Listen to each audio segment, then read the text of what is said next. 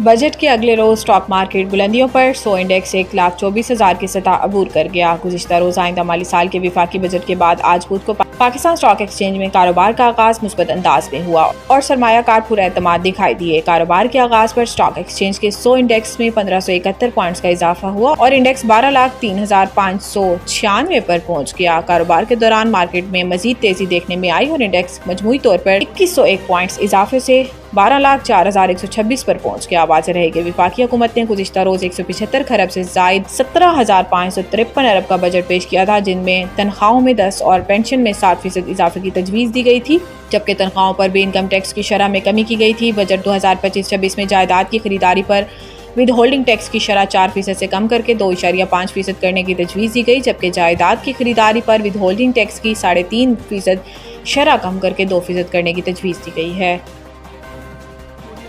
حکومت کا on line کاروبار کرنے والوں پر بھی ٹیکس عائد کرنے کا فیصلہ۔ وزیر خزانہ محمد اورنگزیب نے بجٹ تقریر میں کہا کہ ای کامرس کا پلیٹ فارم استعمال کرنے پر ایشیا میں ٹیکس لگے گا۔ ڈیجیٹل طور پر منگوائی جانے والی اشیاء اور خدمات پر بھی ٹیکس لگے گا۔ انہوں نے بتایا کہ ای کامرس پر کاروبار کرنے والوں کو ماہانہ ٹرانزیکشنز ڈیٹا اور ٹیکس رپورٹ دینا ہوگی۔ وزیر خزانہ کا کہنا تھا کہ سود کی آمدنی پر ٹیکس کی شرح 5% بڑھا کر 15 سے 20% کرنے کی تجویز ہے۔ اس فیصلے کا اطلاق غیر فعال طریقے سے حاصل کردہ آمدنی پر ہوگا، قومی بچت اسکیموں پر نہیں ہوگا۔ اس کے علاوہ قرض کی بنیاد پر حاصل آمدنی پر 25% ٹیکس کی تجویز ہے، جبکہ شیئرز پر حاصل کیے جانے والے منافع پر ٹیکس کی شرح میں رد و بدل نہیں کیا گیا۔ واضح رہے کہ وفاقی حکومت نے بجٹ 2025-26 میں آن لائن خریداری پر 18% سیلز ٹیکس عائد کرنے کی تجویز دی ہے۔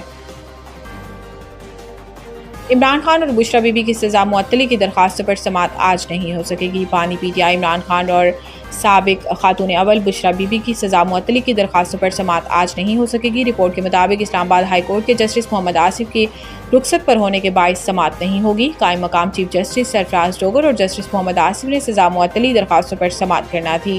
دوسری جانب ایف آئی اے عدالت اسلام آباد نے عمران خان اور بشریٰ بی بی کے خلاف توشہ خانہ 2 کیس کی سماعت 1 جولائی تک ملتوی کر دی۔ ایف آئی اے کے اسپیشل جج سینٹرل شاہ رخ ارجمین کی عدالت سے وکلاء کو آگاہ کر دیا گیا ہے۔ خالد یوسف چودھری ایڈوکیٹ بانی پی ٹی آئی نے کہا کہ سماعت 1 جولائی تک ملتوی ہو گئی ہے۔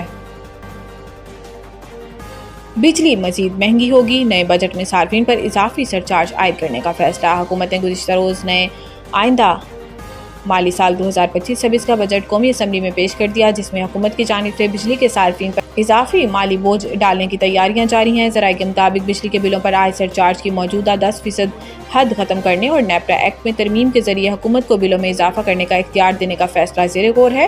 اس ترمیم کے تحت حکومت مخصوص مدت اور کیس ٹو کیس بنیاد پر سرچارج میں اضافہ کر سکے گی۔ اس حوالے سے ذرائع نے مزید کہا کہ بجلی صارفین سے فی یونٹ 3.23 روپے تک سرچارج وصول کرنے کی تجویز دی گئی ہے، تاہم فی الحال سرچارج میں اضافے کا کوئی حتمی فیصلہ نہیں کیا گیا ہے۔ اب ایک بار پھر گردشی قرضے کے بوجھ کو کم کرنے کے لیے حکومت 1275 ارب روپے کا قرض لینے کی منصوبہ بندی کی ہے، جو کمرشل بینکوں سے حاصل کیا جائے گا اور یہ قرض آئندہ 6 سال کے دوران صارفین سے وصول کیے جانے والے سرچارج کے ذریعے واپس لیا جائے گا۔